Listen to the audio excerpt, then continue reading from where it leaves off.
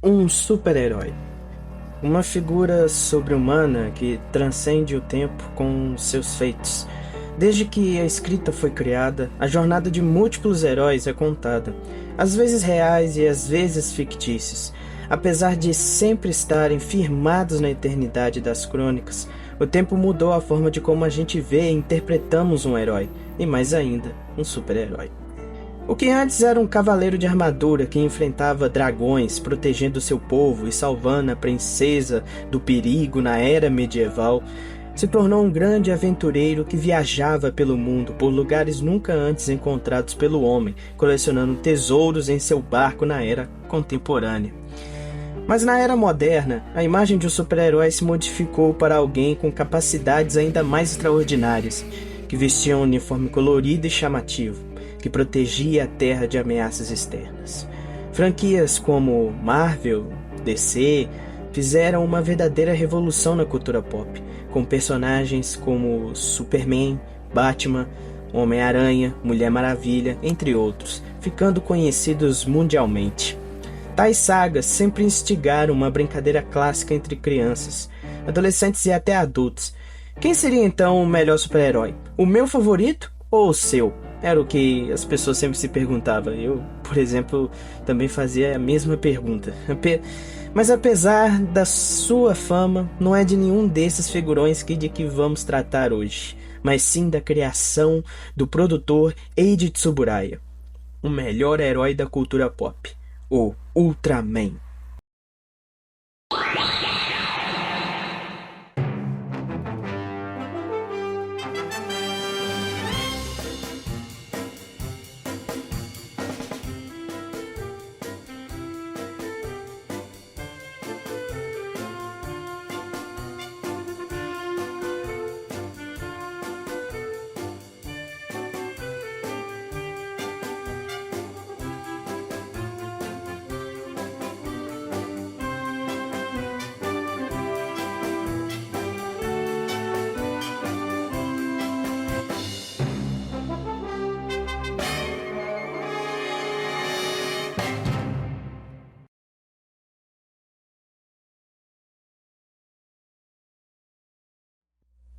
Todos conhecemos os heróis graças às suas incríveis capacidades e poderes, e de fato, o Ultraman é dotado de uma infinidade delas, sendo um ser feito de pura luz que manipula sua própria vontade, que tem uma força sobre-humana, conhecido por matar praticamente qualquer monstro, voar além da velocidade do som, ser invulnerável, disparar raios cósmicos, manipular objetos com o poder da mente, entre outra infinidade de um arsenal que daria inveja em qualquer membro da Liga da Justiça ou dos Vingadores.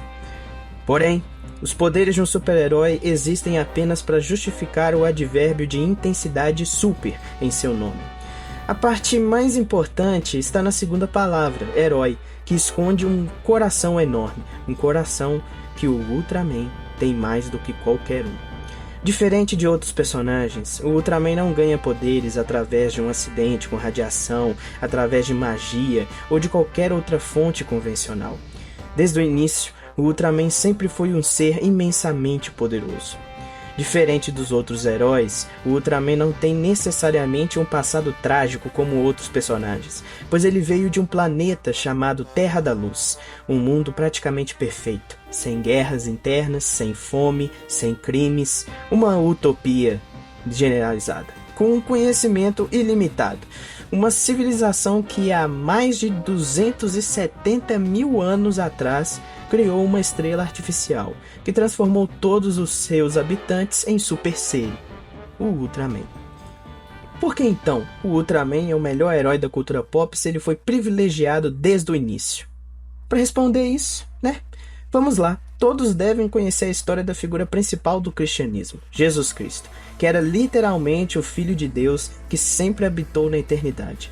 Jesus não tinha motivos no sentido de benefício racional algum para sair de onde ele habitava, na luz inacessível para vir a um mundo corrompido e habitados por seus inimigos, a raça que ele mesmo criou e que se revoltou contra o mesmo. Porém, ele fez uma escolha por amor à sua criação e decidiu viver como um ser humano, passando por todas as provações e se sacrificando por todos. Um herói nasce de uma escolha que é racionalmente impensável de ser tomada por qualquer uma pessoa. E foi uma escolha dessas que o Ultraman fez. Era uma terra no arquipélago japonês, numa noite quando uma estranha e enorme esfera azul havia entrado na atmosfera da Terra, se movendo de forma incomum, quando é avistada por Shin Hayata, um oficial da SSSP, ou simplesmente Patrulha Científica, para facilitar. Enquanto fazia sua ronda noturna em seu jato, ele reportou aos seus colegas e superiores que estava perseguindo um estranho objeto. Uma esfera azul, redonda, pousaria suavemente adentrando em um lago enquanto puxava a atenção de um grupo de acampistas próximos, que olharam a situação lá e a primeira coisa que pensaram era chamar a polícia, né? Uma situação bem atípica, né? E na entrada do lago causaria perturbações e ondulações, que chamaria a atenção de Shin Hayata, que persiste em se aproximar. Porém, não era assim tão simples, não tinha apenas só uma esfera azul. De repente, um forte brilho vermelho veio na sua direção, e uma segunda esfera, desta vez da cor vermelha, como eu já tinha dito, se chocaria com seu jato, o esmagando e destruindo instantaneamente. A explosão foi forte, e quando a patrulha científica não teve mais retorno de Hayata, eles decidiram ir à busca dele. E enquanto isso, o seu corpo seria visto inconsciente pelos campistas, sendo levitado por uma força misteriosa e engolido por uma esfera vermelha, semelhante à que atingiu, e é levitado ao céu. Inconsciente, mas tendo noção do que estava à sua frente, Hayata, agindo como qualquer um agiria, perguntaria àquele ser quem o mesmo era. Sim, um astronauta.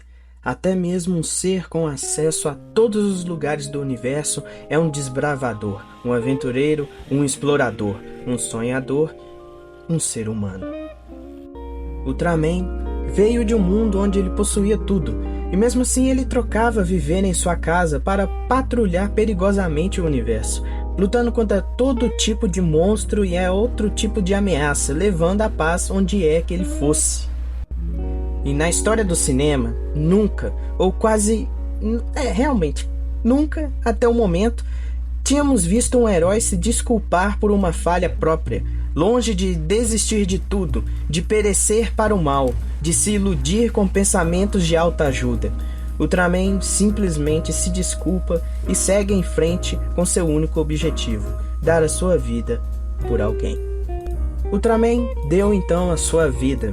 Hayata agora poderia se transformar, se tornar um com aquele herói cósmico prateado com quase 50 metros de altura, capaz de vencer qualquer monstro. Porém, diferente de tudo que era esperado, havia um preço alto por isso.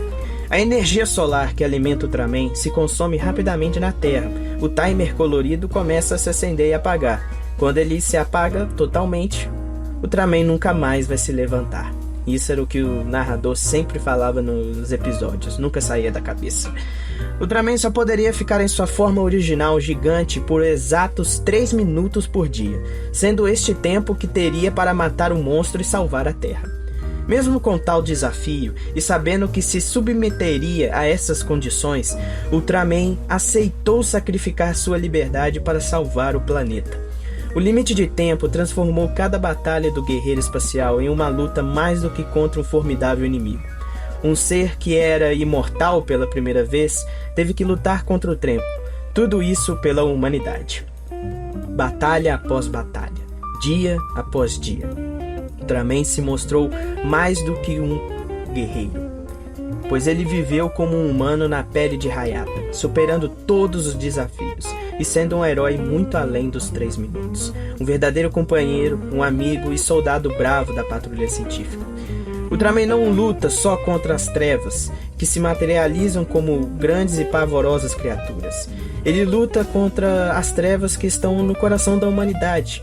Traumas, medos de seus colegas, e todos eram vencidos graças à dedicação e esperança trazida pelo Guerreiro da Luz. O Ultraman é o herói que escolheu ser um ser humano, o forte que escolheu ser fraco, pois sabia da verdadeira origem da força, dos laços criados entre seus amigos e com aquela pálida bola azul flutuando no cosmo, onde que as histórias mais incríveis de superações eram contadas. Toda vez que um guerreiro do País da Luz encontrava a sua terra, a terra que ele vai proteger, a combinação deste com o seu hospedeiro e seus amigos humanos se tornava imbatível. Das fraquezas tiravam forças que sobrepujavam as trevas.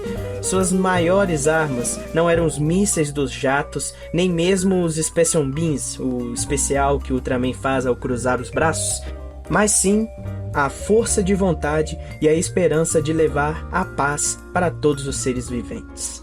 Após ouvir toda essa explanação, você pode até concordar que de fato o Ultraman é um grande super-herói. Mas o que faz dele ser o melhor mesmo? Você deve estar com essa dúvida aí. Relaxa que aí eu vou te explicar. Senta aí agora e relaxa.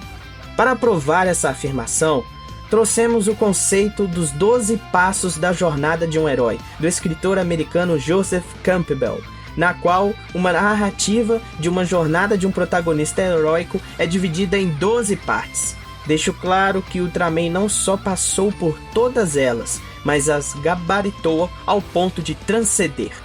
Vamos lá então. A primeira etapa é chamada de mundo comum, onde o herói vive em seu mundo familiar, onde o personagem é apresentado, como ele vive, com quem e como se relaciona com as outras pessoas ao seu redor, bem como sua vida cotidiana, se divergindo de outros super-heróis. Na maioria das séries Ultras, não somos apresentados ao mundo comum de origem do Ultraman, pois diferente dos demais, o mundo comum do Ultraman é onde ele estiver, onde está o seu hospedeiro, os seus amigos e aliados. O mundo que o mesmo protege, o mundo comum do Ultraman é qualquer mundo que possa ser protegido. Segunda etapa é chamada de o chamado à aventura. Nessa etapa, o personagem se depara com um conflito e é desafiado a sair do seu mundo comum, de sua zona de conforto, e embarcar numa aventura para proteger as coisas importantes para ele. E é nela onde o Ultraman se torna um com Shin Hayata, abdicando de estar em sua forma Ultra eternamente no espaço, para estar na Terra onde só pode ficar em sua forma original por 3 minutos. Agora para a terceira etapa. É a recusa do chamado, onde o herói se depara com desafios e perigos tão grandes que cogita desistir de tudo. Nessa parte é que o gigante de M78 prova o seu valor, pois apesar de todos os desafios, ele nunca desistiu, nem pensou em desistir. O Ultraman lutou até os limites de seu corpo, valentia tal que culminou em sua morte no final da série. Opa, spoiler! É uma série de 1966 e o título do episódio é Adeus Ultraman, do episódio 39, mas isso fica para outro vídeo. A quarta parte agora é o encontro com o mentor. Em narrativas normais, esse encontro ocorre no meio da jornada, onde o mentor transforma um herói atrapalhado e fraco em um guerreiro forte. Em Ultraman, esse encontro acontece somente no final, olha eu falando do final de novo, onde seu mentor Zoff vem resgatar seu corpo após a morte do mesmo, pelas mãos de um monstro chamado Zeton. Mas não decepcionado e sim orgulhoso, durante a saga Zoff não precisou ensinar mais nada a seu aluno, apenas dar o diploma de um verdadeiro guerreiro da luz. Agora vamos para a quinta parte, é a travessia do primeiro limiar, onde o protagonista cruza um limite entre seu mundo e um novo mundo. Esta acontece no início da história do Gigante Prateado, onde ele deixa o mundo da luz e entra no mundo dos humanos, passando a viver como um. Sexta parte, estamos na metade, vamos lá! Se chama Provas, Aliados e Inimigos, onde o herói é submetido a inúmeras batalhas, provações e conhece novos amigos e faz inimigos. Talvez essa seja a etapa que mais se repete durante as séries Ultra, pois em cada episódio um novo desafio surge, novos amigos são feitos e um novo inimigo aparece. Sétima parte é a aproximação da caverna secreta, onde o protagonista faz uma espécie de pausa na sua jornada para fazer reflexões e enfrentar seus medos.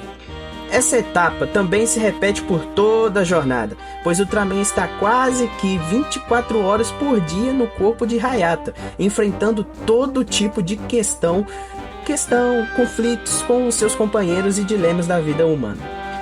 A oitava parte é a provação, que é uma espécie de morte pela qual o herói deve passar para cumprir o seu destino.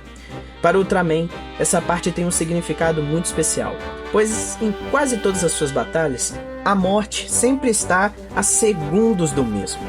Mas em praticamente todas elas, o mesmo se sobressai e recebe a próxima etapa, a recompensa. Após a aprovação, o herói tem uma recompensa que pode vir de diversas formas, porém com certeza a recompensa do Ultraman é ver o sorriso na boca de seus companheiros da patrulha científica e das pessoas que ele salvou. A 10ª, o caminho de volta. No caminho de volta, o herói tem uma grande escolha para fazer: o seu próprio objetivo ou da coletividade? Eu nem preciso dizer qual que o Ultraman escolheu, não é? O Ultraman lutou até o fim para surpresa de todos. Morreu em batalha nas mãos do Kaiju Zeton, como eu já havia dito. Na penúltima etapa, a chamada ressurreição, o herói ressuscita de sua morte. Lógico que após alguns anos, descobrimos que o Ultraman realmente ressuscitou, mas isso não aconteceu na sua saga. A sua ressurreição, na verdade, é a ressurreição da Terra. A sua vitória foi a da humanidade, que finalmente conseguiria se virar sozinha contra os monstros. Ultraman foi o herói que fez com que as pessoas não precisassem mais dele. E na última etapa, chamamos o retorno com o Elixir. O herói retorna ao seu lugar de origem com as histórias de suas façanhas, de sua vitória. Vitória essa de que todos nós podemos ver e rever nas telas. De uma luz de esperança, de uma nebulosa distante, onde tudo é possível. E com isso, nós concluímos que o Ultraman é o melhor herói da cultura pop. O vídeo então fica por aqui. Agradeço quem tem assistido, compartilhe, se inscreva no canal, fique atento às novidades que estão por vir e até mais.